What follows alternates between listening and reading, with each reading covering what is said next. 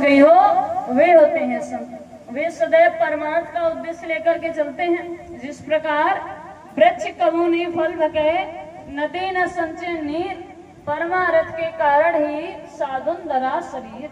जिस प्रकार वृक्ष अपना फल कभी खुद नहीं खाता, नदी अपना पानी स्वयं नहीं पीती, उसी प्रकार संत महात्मा दूसरों के हित के लिए ही आते हैं। स्वयं का किसी प्रकार का कोई स्वार्थ नहीं होता कि साधु तो भूखा भाव का, धन का भूखा नहीं, और धन का भूखा जो फिरे सो तो साधु नहीं। कि संत महात्माओं को आपसे कुछ भी नहीं चाहिए, वे केवल आते भाव के भूखे हैं। यदि सच्चे भाव के साथ आप उनकी शरण में जाएं तो उनकी दया कृपा आपको अवश्य मिलेगी। वे सदैव परमार्थ का उद्देश्य लेकर के चलते हैं, सच्चे परोपकारी होते हैं। कि एक बार की बात है, एक जेल खाने में बहुत सारे कैदी कैद थे। तो उस जेल खाने में एक परोपकारी गया, उसने देखा कि इन कैदियों को पीने के लिए ठंडा पानी नहीं मिल रहा। तो उसने अपने पास से पानी में बर्फ डलवाकर, बहुत सारी चीनी डलवाकर, शरबत बनाकर उन सब कैदियों को बांट दिया। अपने अनुसार उसने परोपकार किया। फिर एक दूसरा परोपकारी आया, उसने देखा कि इन कैदियों को खाने के लिए अच्छा भोजन नहीं मिल रहा। तो उसने अपने पास से बहुत सारी मिठाई मंगवाकर उन सब कैदियों में बांट दी। अपने अनुसार उसने परोपकार किया। फिर एक और परोपकारी आया, उसने देखा कि इन कैदियों के पास पहनने के लिए अच्छे कपड़े नहीं हैं। तो उसने अपने पास से कपड़ा लाकर पोशाकें बनवाकर उन सब कैदियों में बांट दी। सबने अपने अपने अनुसार परोपकार किया। फिर थोड़ी देर बाद एक और परोपकारी आया, जिसके पास उस जेल खाने की कुंजी है, और उस कुंजी से उसने उन सभी कैदियों को आजाद कर दिया। तो सबसे अच्छा परोपकार किसने किया? जिसने उन कैदियों को आजाद कर दिया। उसी प्रकार इस 84 के जेल खाने में ये जीवात्माएं आकर के फंस गई, और संत महात्माओं के पास ही वो कुंजी है जो हमें इस 84 के जेल खाने से आजाद कर सकते हैं। तो संत महात्मा सच्चे परोपकारी होते हैं, वे परमार्थ का उद्देश्य लेकर के आते हैं। तो जब इसी प्रकार की स्थिति वर्तमान में उत्पन्न हो गई कि हर कोई जाने अनजाने में निरंतर पाप की कमाई किए जा रहा, ये जीवात्माएं इस काल के बनाए हुए लोक में आकर पूरी तरह फंस गई। यहाँ जो कुछ देखा उसी को अपना मान लिया, अपने देश को भूल गई। यहीं पर नरकों 84 के चक्कर काट रही, 84 में चक्कर काट रही, नरकों में डाली जा रही, नाना प्रकार की यातनाएं जब यहाँ पर सहनी पड़ रही। तो वर्तमान में ये जय गुरुदेव नाम, समय का ये जय गुरुदेव नाम जगाया गया। ये बहुत ही अद्भुत नाम है। इस नाम में प्रारंभ में जय, जैसे आप हर देवता के नाम के आगे जय लगाते हो, जैसे जय श्री राम, जय श्री कृष्ण, जय हनुमान, उसी प्रकार इस नाम में प्रारंभ में जय, बीच में गुरु अर्थात मुर्शिद बैठा है, और अंत में देव। देव माने देवता, ऐसा देवता जो आपको सब कुछ दे, आपसे कुछ भी ना ले। ऐसे सच्चे सतगुरु जो आपको शब्द की कमाई का, नाम की कमाई का रास्ता दे रहे, आपसे कुछ भी नहीं ले रहे। ऐसा अद्भुत नाम वर्तमान में जगाया गया, और समय का यही नाम है। इसी नाम से आपकी जीवात्मा का कल्याण होगा। कि जय गुरुदेव समय के सतगुरु, समय से किया इशारा है, धर्म प्रेमियों जग जाओ, इसमें कल्याण तुम्हारा है। सब हरि भजन में लग जाओ, इसमें कल्याण तुम्हारा है। कि जय गुरुदेव समय के सतगुरु, समय से किया इशारा है, धर्म प्रेमियों जग जाओ, इसमें कल्याण तुम्हारा है। गांव नगर के धर्म प्रेमियों, इस सिद्धांत को अपनाना, प्रेम भाव से संचित होकर सुमिरन ध्यान भजन करना। खुदा कहो भगवान कहो, ये दिल का भाव तुम्हारा है। जय गुरुदेव समय के सतगुरु, समय से किया इशारा है, धर्म प्रेमियों जग जाओ, इसमें कल्याण तुम्हारा है। ये जिस्म खुदा की मस्जिद है, भगवान का मंदिर कहते हैं, क्यों ढूंढे पत्थर पानी में, भगवान इसी में रहते हैं। जा बैठ फकीरों की सोवस में, हो जीवन धन्य तुम्हारा है। जय गुरुदेव समय के सतगुरु, समय से किया इशारा है। धर्म प्रेमियों जग जाओ, इसमें कल्याण तुम्हारा है। बड़े भाग मानुष तन पावा, सुर दुर्लभ सद ग्रंथन गावा। और मदिरा मास में फंस करके ये मानव जन्म बिगाड़ा है। सब हरि भजन में लग जाओ, इसमें कल्याण तुम्हारा है।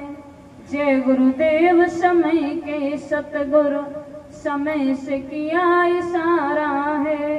धर्म प्रेमियों जग जाओ, इसमें कल्याण तुम्हारा है। जय गुरुदेव। समय का यही नाम है कि बाबा जी ने यह नाम दिया और कहा कि ये मेरा नाम नहीं है, ये जय गुरुदेव नाम बाबा जी का नाम नहीं है। जय गुरुदेव नाम परमात्मा का, जय गुरुदेव नाम प्रभु का, उस अनामी महाप्रभु का है जो सबका सृजनहार है। और साथ ही साथ बाबा जी ने एक आवाज लगाई कि कलयुग में कलयुग जाएगा और कलयुग में सत्ययुग आएगा। तो ये कोई छोटी मोटी बात नहीं, क्योंकि कलयुग की अवधि अभी पूरी नहीं हुई, मात्र पहला चढ़ ही हुआ 5,500 वर्षों का। इतने में एक महापुरुष ने कहा कि मैं अपने त्याग और तपस्या के बल पर इस धरा पर सहस्त्र वर्षों के लिए सत्ययुग ला करके दिखाऊंगा। तो इतनी बड़ी बात इतने बड़े जन समुदाय के समक्ष कोई साधारण सा व्यक्ति तो नहीं कह सकता। जैसे हमें पता है कि अभी दोपहर का समय है, थोड़ी देर बाद शाम होगी, लेकिन इतने में कोई आकर कहने लगे कि मैं शाम होने से पहले सुबह करके दिखा दूं, तो ये किसी के बस की बात नहीं। ये काम नहीं इंसान का, ये काम है प्रभु का। उसी प्रकार कहा कि कलयुग के चलते ही मैं बीच में सहस्त्र वर्षों के लिए सत्ययुग ला करके दिखाऊंगा। तो इतनी बड़ी बात इतने बड़े जन समुदाय के समक्ष कोई साधारण सा व्यक्ति तो नहीं कह सकता। और कहा कि मैं सभी जीवात्माओं को उनके घर पहुंचाकर ही जाऊंगा, भले ही इसके लिए मुझे 400 वर्षों तक क्यों ना इस संसार में रहना पड़े। कि हम आए वही देश से जहां तुम्हारो धाम, और तुमको घर पहुंचावना एक हमारो काम। कि मैं अजर अमर देश से आया हूँ, जहाँ की सभी जीवात्माएं, सभी रूहें जहाँ की रहने वाली हैं, और मैं इन जीवात्माओं के वास्ते ही इस काल के बनाए हुए लोक में आया, इन जीवात्माओं को इनके घर ले जाने के लिए। कहा कि बच्चा शंका मत करना, मैं राम कृष्ण की तरह बीच के लोक से नहीं आया जो बीच में छोड़कर चला जाऊंगा। ना तो मैं ब्रह्मा के ब्रह्मलोक से आया, ना विष्णु के विष्णु लोक से, ना शिव के शिवलोक से, ना राम के साकेत लोक से, ना कृष्ण के गौलोक से, ना देवी देवताओं के देवलोक से। मैं अजर अमर देश से आया हूँ, जहाँ की सभी जीवात्माएं, सभी रूहें जहाँ की रहने वाली हैं। और मैंने 45 करोड़ लोगों को नामदान दिया। जब तक मेरा जगाया हुआ एक भी जीव यहाँ पर मौजूद रहेगा, मैं बराबर मौजूद रहूंगा। जब मेरे जगाए हुए सभी जीव चले जाएंगे तो मैं पीछे से जाऊंगा, बीच में छोड़कर जाने वालों में से नहीं। तो आप किस प्रकार अनुमान लगा सकते हैं? वर्तमान में बाबा जी लीला खेल रहे हैं, जैसे हर युग में लीला हुई, त्रेता में राम लीला हुई, श्री रामचरितमानस लिखी गई, द्वापर में कृष्ण लीला हुई, भगवत गीता लिखी गई। इसी प्रकार कलयुग में गुरु लीला का वर्णन होगा और कलयुग का इतिहास बनेगा। इतना बड़ा इतिहास बनने जा रहा कि उसके आगे त्रेता और द्वापर के इतिहास बहुत पीछे रह जाएंगे। इतनी बड़ी लीला होने वाली है जो किसी के दिल और दिमाग में नहीं होगी। बाबा जी ने कहा कि बच्चा, यदि मैं तुम्हारे बीच में भी मौजूद हूंगा तब भी तुम मुझे नहीं पहचान पाओगे। मैं क्या करने वाला हूँ ये तो मेरा रोंगटा भी नहीं जानता। तो आप किस प्रकार अनुमान लगा सकते हैं? जिस प्रकार पांडवों को वनवास के बाद 1 वर्ष का अज्ञातवास मिला, तो अज्ञातवास में क्या होता है कि किसी ऐसे स्थान पर जाकर रहो तुम्हें कोई भी ना देख पाए ना पहचान पाए। तो जब पांडवों को वनवास के बाद 1 वर्ष का अज्ञातवास मिला तो समस्त भारतवर्ष में उन्हें कोई ऐसा स्थान नहीं मिला जहां पर वे छिपकर रह सके, उन्हें कोई भी ना पहचान पाए। तो उन्होंने क्या किया, अपना अपना वेश बदल लिया, अपनी अपनी वेशभूषा बदल ली और वेशभूषा बदलकर वहीं सबके बीच में रहने लगे। 1 वर्ष तक सबके बीच में रहे, कोई भी नहीं पहचान पाया कि ये पांडव हैं।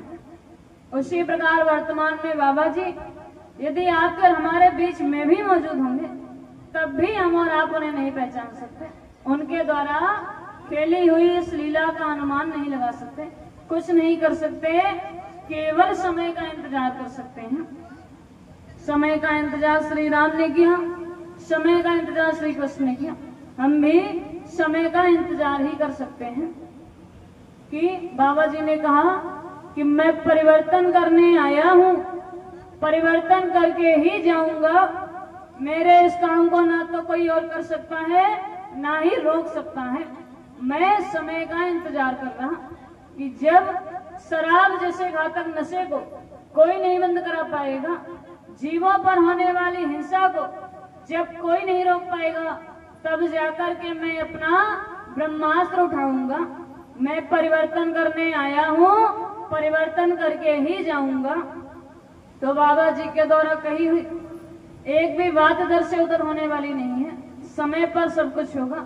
जिस प्रकार जब सीता का स्वयंवर रचा गया तो महाराज जनक ने एक बहुत कठिन प्रण किया कि जो कोई शिव धनुष को तोड़ेगा उसी के साथ सीता का विवाह होगा। तो जब स्वयंवर का आयोजन हुआ तो उस स्वयंवर में भाग लेने के लिए दूर दूर से राजा महाराजा आए। सभी ने अपना अपना बल प्रयोग किया, लेकिन कोई भी उस शिव धनुष को हिला तक नहीं पाया। जब सब थक हार कर बैठ गए, कोई भी उस शिव धनुष को हिला तक नहीं पाया, तो महाराज जनक को ये चिंता होने लगी कि ये कैसा कठिन प्रण मैंने किया कि वीर विहीन धरा हम जाने। क्या पृथ्वी वीरों से खाली हो गई? कोई नहीं बचा जो इस शिव धनुष को हिला सके। तो उसी स्वयंवर में गुरु विश्वामित्र भगवान राम के साथ वहां पहुंचे थे। तो जब सब थकार कर बैठ गए, सभी ने जब हार मान ली, तो उसी सभा में गुरु विश्वामित्र खड़े हुए। उनको देखकर वहां पर बैठे सभी राजा महाराजा हंसने लगे, कहने लगे कि अब ये भी स्वयंवर में भाग लेंगे। लेकिन उन्होंने आगे जाकर क्या कहा कि विश्वामित्र समय शुभ जानी, अब तब बोले अति स्नेह मैं बानी। उठहु राम भंजहु भव चापा, मेटहु तात जनक परितापा। कि उठो राम, इस शिव धनुष को तोड़ो और जनक की समस्या का समाधान करो। तो राम भी शंका में पड़ गए कि जब उस शिव धनुष को कोई हिला तक नहीं पाया तो मेरे गुरु ने मुझे आदेश दे दिया, और जब गुरु का आदेश था तो जाना था। तो उन्होंने क्या कहा कि काम आपका होगा, नाम मेरा होगा। कि गुरु ही प्रणाम मन ही मन कीना, और तब राघव उठाए धनुलीना। जब मन ही मन गुरु को प्रणाम किया तब जाकर उस शिव धनुष को उठा लिया गुरु के बल पर। जब गुरु को मन ही मन प्रणाम किया तो उस समय विश्वामित्र ने भी समय का इंतजार किया कि जब सब राजा महाराजा थक हार कर बैठ गए तब जाकर के उन्होंने राम को आदेश दिया। उसी प्रकार बाबा जी ने कहा कि मैं भी समय का इंतजार कर रहा। जब शराब जैसे घातक नशे को कोई नहीं बंद करा पाएगा, जीवों पर होने वाली हिंसा को जब कोई नहीं रोक पाएगा, तब जाकर के मैं अपना ब्रह्मास्त्र उठाऊंगा। मैं परिवर्तन करने आया हूँ, परिवर्तन करके ही जाऊंगा।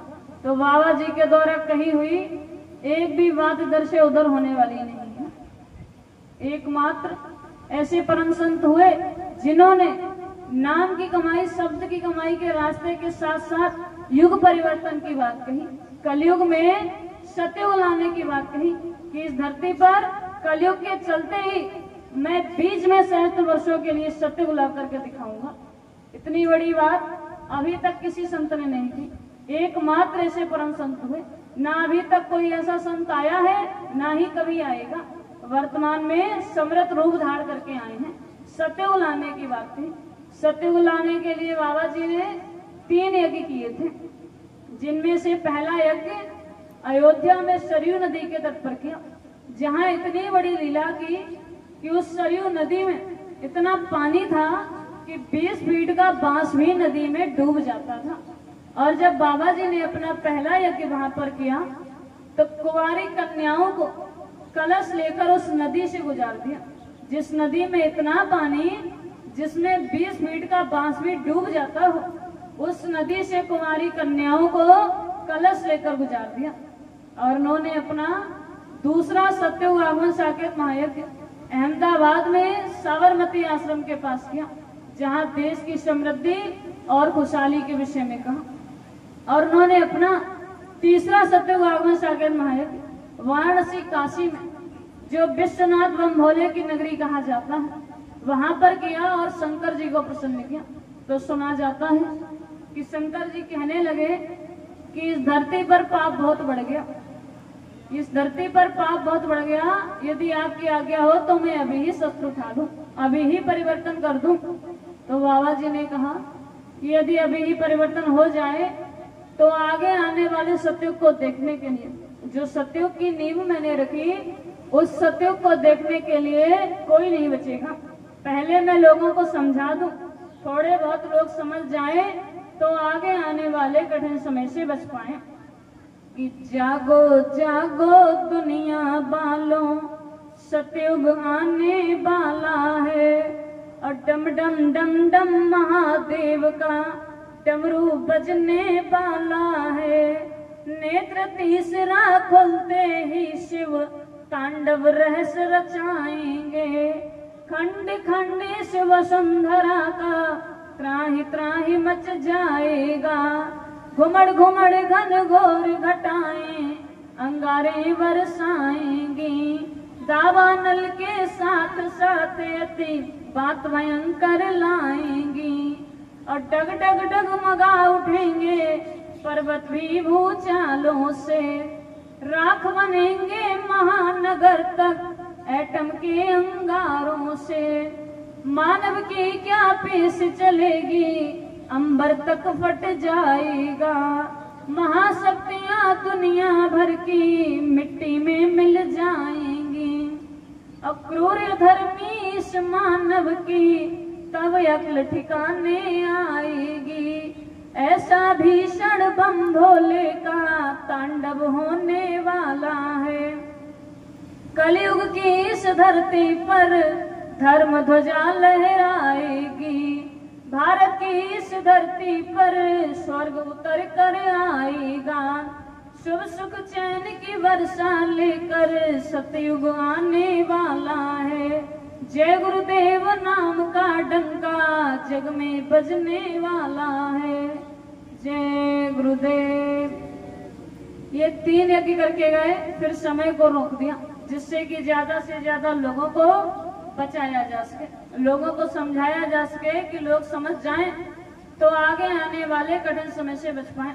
और समझाने के लिए बाबा जी ने सत्संग की एक महफिल लगाई कि बाबा जी ने वाराणसी से सत्संग को देना शुरू किया था, और आज भी उनके अभाव में उनके वचनों को सभी के सामने रखा जा रहा, जिससे कि ज्यादा से ज्यादा लोगों को समझाया जा सके कि ये महफिल है मस्तानों की, दरबार के सच्चे सतगुरु की।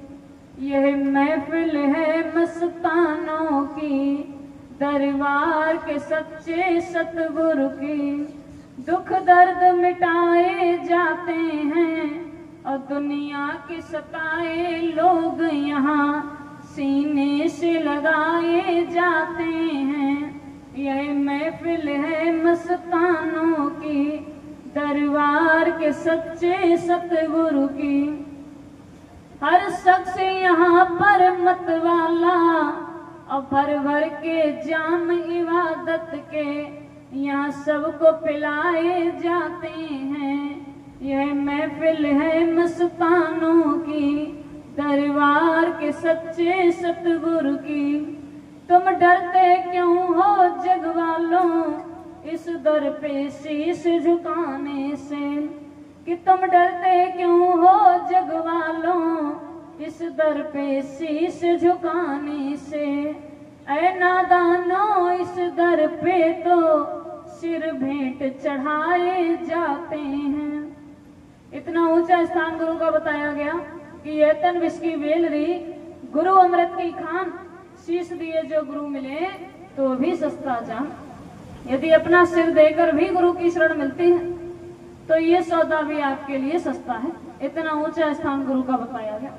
तो बाबा जी ये 3 यज्ञ करके गए, उसके बाद समय को रोक दिया, लेकिन कहा कि जब मैं अपना 4था यज्ञ रचाऊंगा तभी इस धरा पर सत्ययुग आएगा।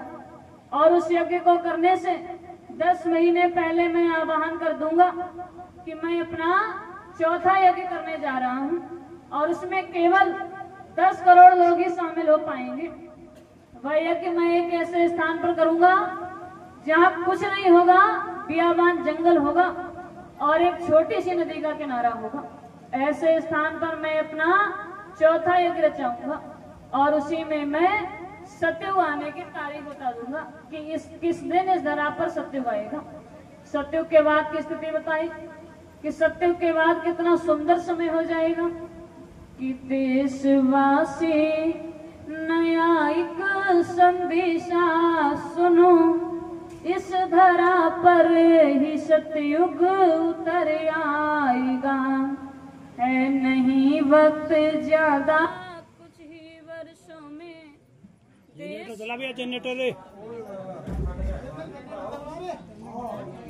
कितना सुंदर समय हो जाएगा कि देशवासी नया एक संदेशा सुनो, इस धरा पर ही सतयुग उतर आएगा। है नहीं वक्त ज्यादा, कुछ ही वर्षों में देश और दुनिया का नक्शा बदल जाएगा। कि सतयुग के आने पे बीघे में 100 मन मिले और सब मानव सदाचार छा जाएगा।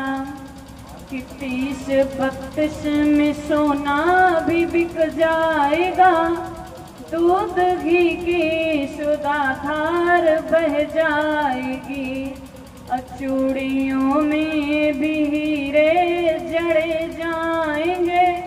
इतना सुंदर सुहागन समय आएगा। इतने सुंदर समय के विषय में बताया कि सत्ययुग आने के बाद देश की क्या स्थिति होगी। इतना मानव सदाचार आ जाएगा कि मकानों में ताला लगाने की आवश्यकता नहीं पड़ेगी। हर कोई धर्म के रास्ते पर चलेगा। समय पर गर्मी होगी, समय पर सर्दी होगी, समय पर वर्षा होगी। जब आवश्यकता होगी तब पानी बरसेगा।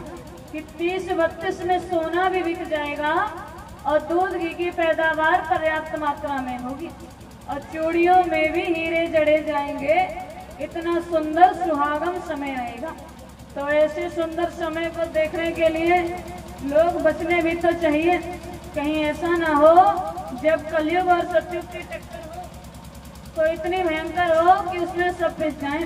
थोड़े बहुत लोगों का बचना भी तो आवश्यक है, जो आगे आने वाले सतयुग का आनंद उठा पाए। उसी के लिए समय को रोक दिया गया, जिससे कि ज्यादा से ज्यादा लोगों को बचाया जा सके।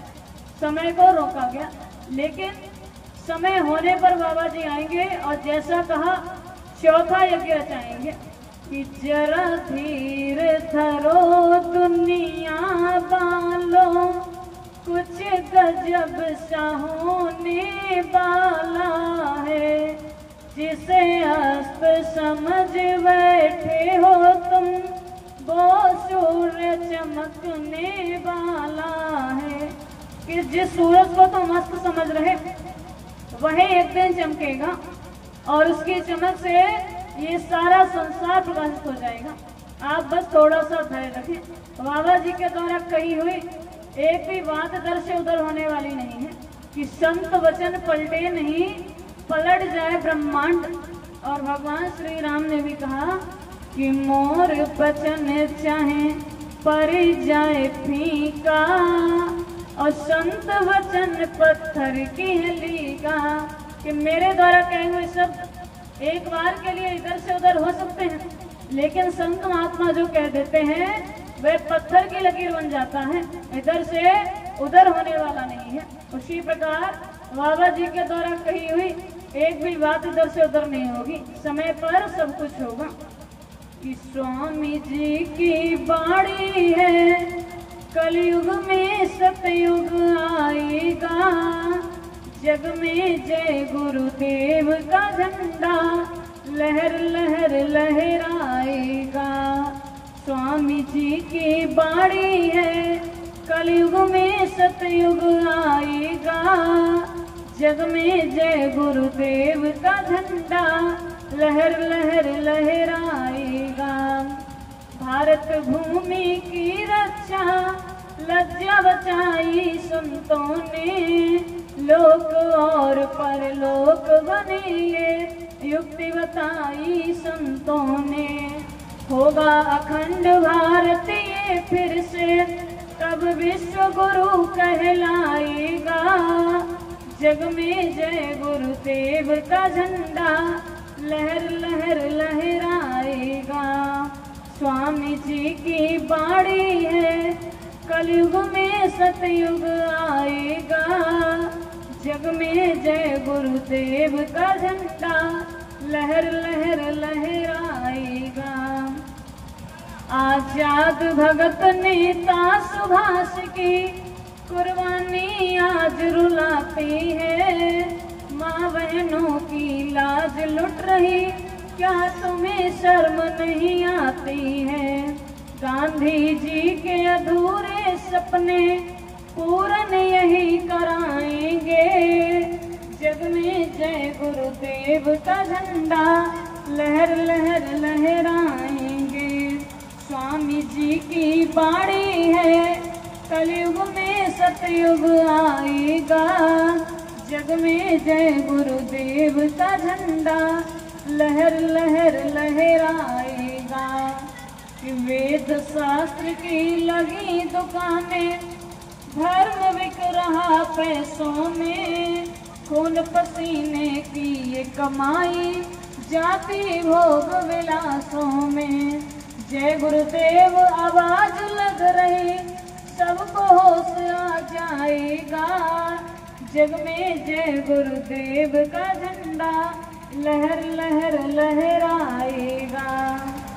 स्वामी जी की बाणी है, कलयुग में सतयुग आएगा, जग में जय गुरुदेव का झंडा लहर लहर लहराएगा। जय गुरुदेव। बाबा जी के द्वारा कही हुई एक भी बात इधर से उधर नहीं होगी, समय पर सब कुछ होगा। बाबा जी ने ही नहीं बल्कि बहुत से संतों ने हजारों वर्षों पहले ही लिख दिया, हजारों वर्षों पहले ही भविष्यवाणियां कर दी कि आगे किस प्रकार का समय आ रहा, कौन महापुरुष होंगे। संत रविदास ने अपनी पोथी में वर्णित किया कि एक बार रविदास ज्ञानी, कहन लगे सुनो अटल कहानी, कलयुग बात साच यस होई, बीते सहस्त्र 5-10 जोई। अब फरमा बे सब स्वार्थ के काजा, बेटी बेच तजे कुल लाजा, नशा दिखा में घर में पूरा, मात बहन का पकड़े जूड़ा, अंडा मांस मछलियां खावे, और पर नारी को गले लगावे। नारी भी अति आतंक मची है, अपने पति को मार भगई हैं, पर प्यारे को गले लगई हैं। कर्म देख पृथ्वी फट गई है, अंबर भी दरारे खई है। अति भीषण क्रांति की ज्वाला, ममता में कूद पड़े मतवाला। जब देश आजाद हो गई है वो शक्ति जाकर छिप गई है। धरे बेस साधु का न्यारा गुरु नाम का करे प्रचारा। वलकल का वो वस्त्र पहने हैं साधन भजन सबसे करवई हैं।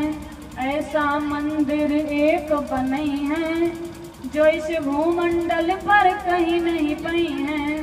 पंचम कलश अनोखी मूरत झंडा श्वेत सुरीली सूरत।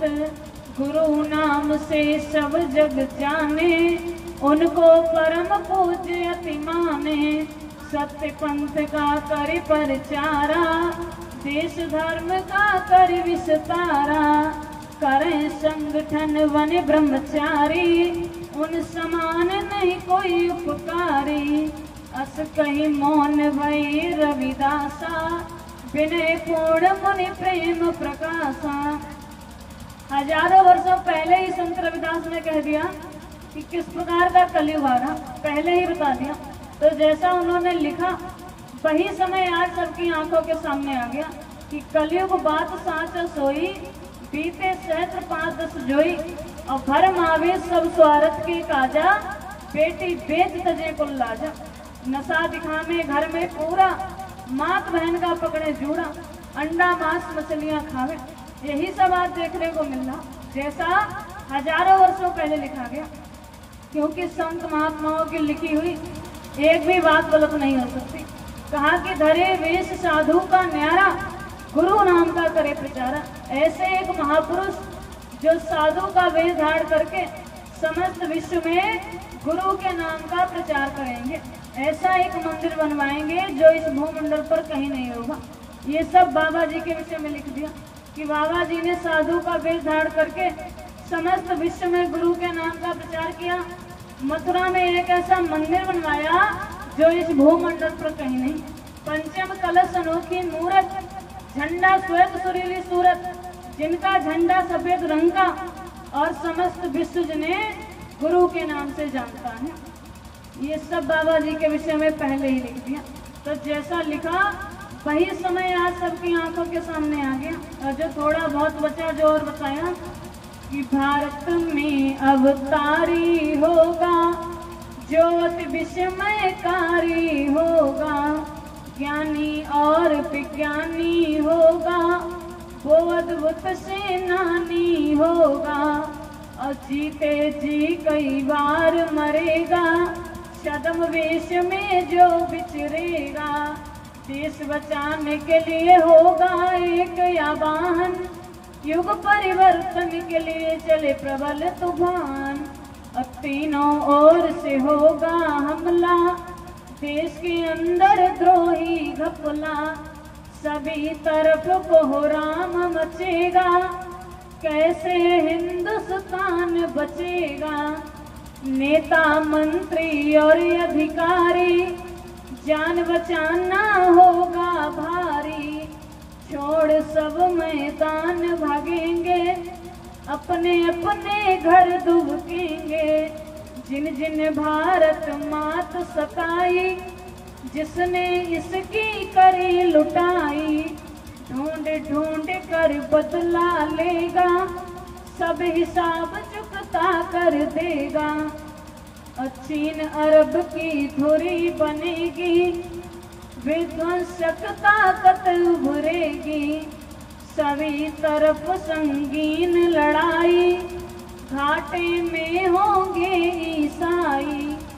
और लंदन सागर में डूबेगा इटली में कोहराम मचेगा। युद्ध तीसरा अति प्रलयकारी जो होगा भारी संहारी। और भारत होगा विश्व विजेता भारत होगा विश्व का नेता।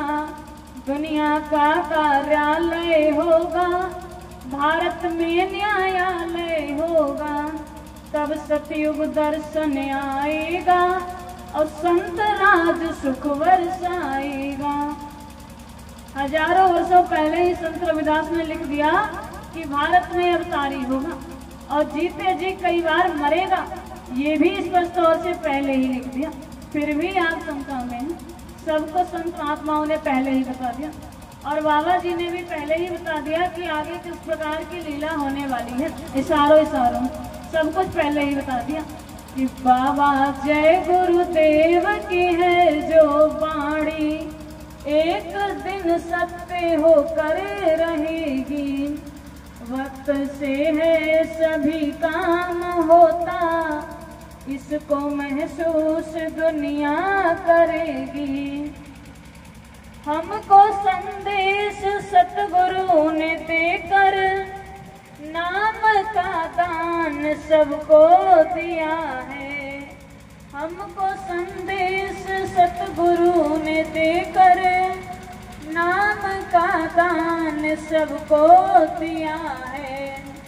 अगर मालिक पे विश्वास होता, क्या भजन तुमने मन से किया है।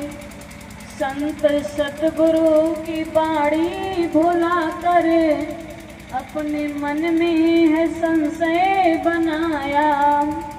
भक्त प्रहलाद का नाम लेकर ये दुनिया तुम्हें क्या कहेगी।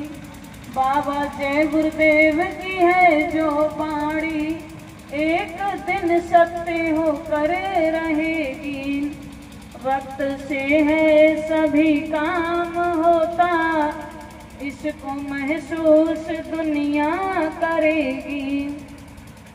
अग्नि में जलने की ली थी प्रतिज्ञा, किंतु सब कुछ है तुमने भुलाया।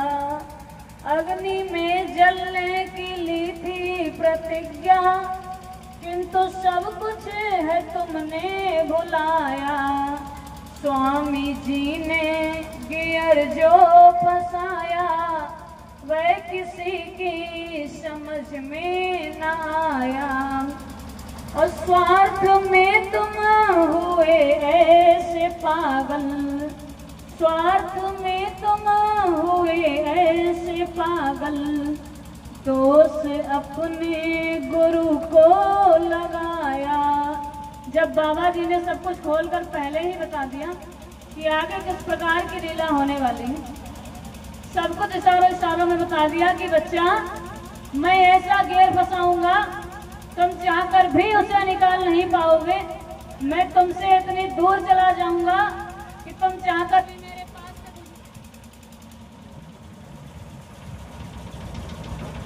तो कुछ बाबा जी ने पहले ही इशारों में बता दिया कि आगे किस प्रकार की लीला होने वाली है।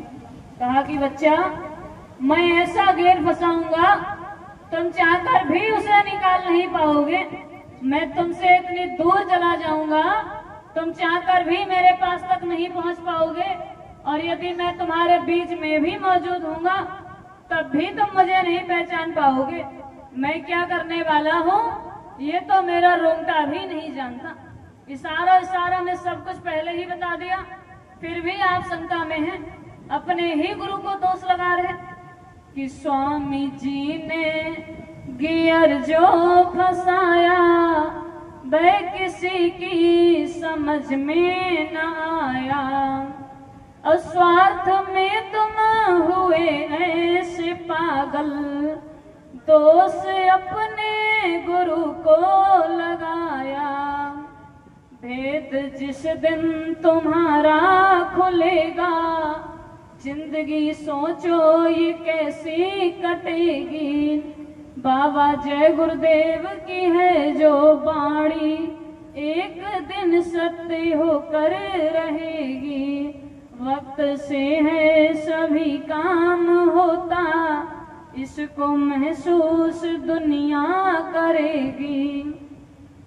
आज जो भी समय सामने है, इसका संकेत पहले दिया है। लोभ माया में खुद को फंसा कर तुमने नुकसान अपना किया है। खेल मालिक ने जो है रचाया, वह समझ में तुम्हारी न आया। है मुसीबत का संकेत आगे, खौफ से सारी दुनिया डरेगी। बाबा जय गुरुदेव की है जो बाणी, एक दिन सत्य होकर रहेगी। वक्त से है सभी काम होता, इसको महसूस दुनिया करेगी। बाणी सदगुरु की गर याद रखते, तुम मन में भटकाओ हरगिज न होता।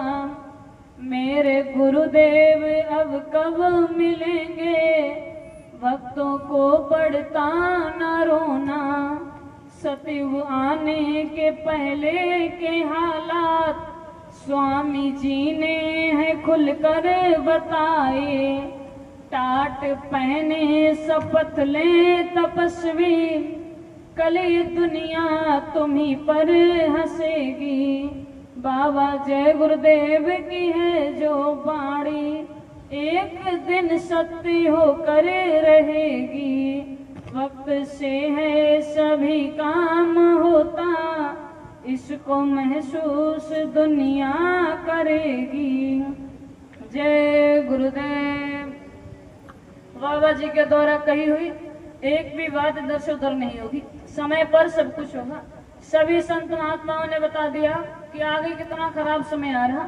संत सूरदास भी कहकर गए कि रेमन धीरज क्यों न धरे, उत्तर दक्षिण पूरब पश्चिम चौं दिशि काल फिरे, रेमन धीरज क्यों न धरे।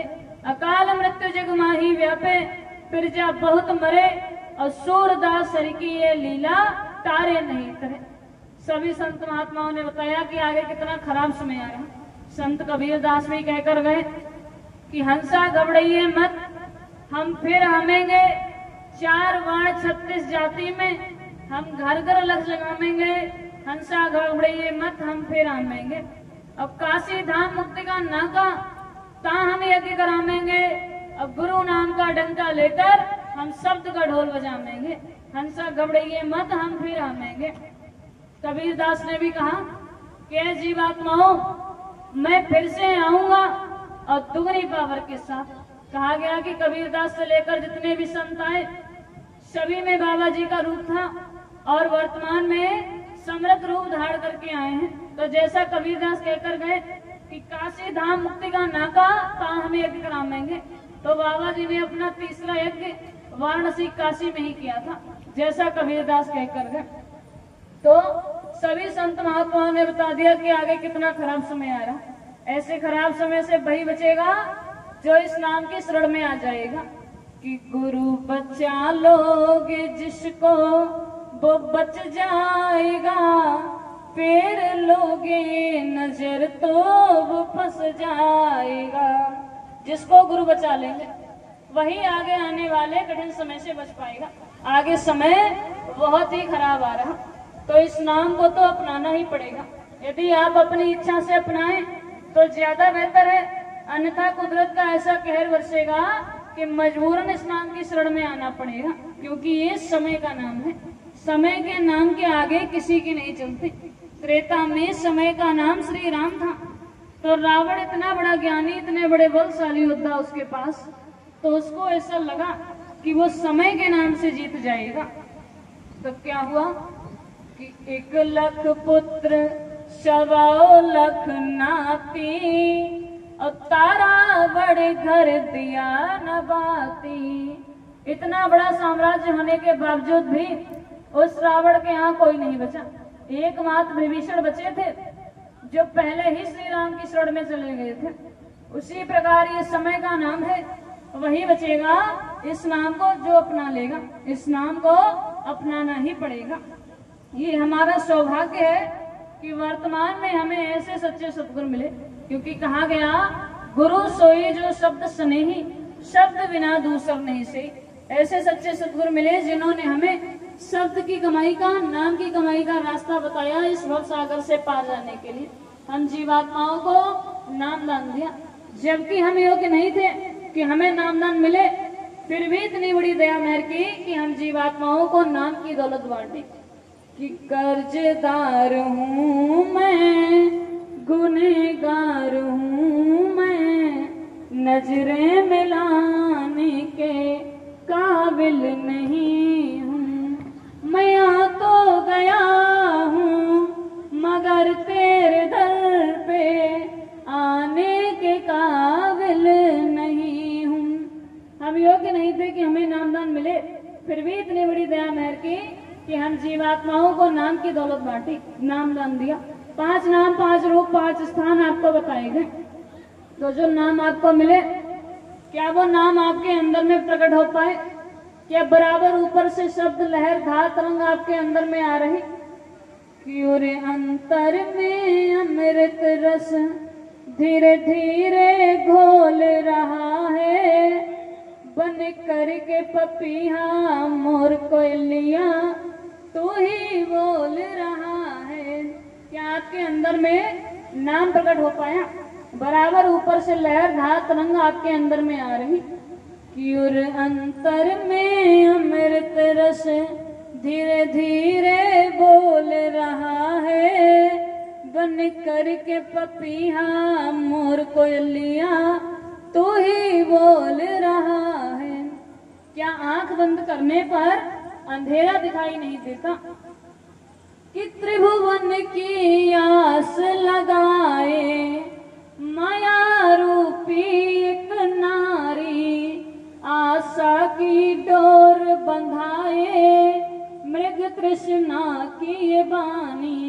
मृग तृष्णा जिस प्रकार कस्तूरी कुंडल बसे मृग ढूंढे वन माही, ऐसे घट घट हरि हैं दुनिया जानत नाही।